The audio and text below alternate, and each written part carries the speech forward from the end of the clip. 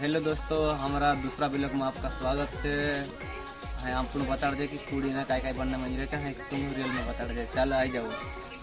हाँ चलो है ये बना चलो है आपको बता दे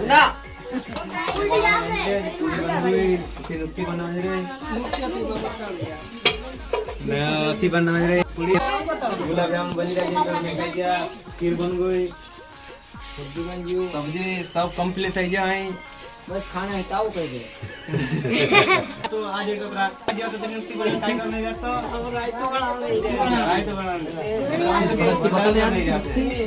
हां रात तो नहीं ये काय काय बन जे जहां गुलाब जामुन बन गया, पूरी बन गई, खीर बन गई, सब्जी बन गई, रात तो चल रही है में ले रात तो कंप्लीट है जने अभी पूरी भी बन रही है। जहां कंप्लीट है जहां तक खाने नुआरी छे 30 ग्लास खाइलेसन ये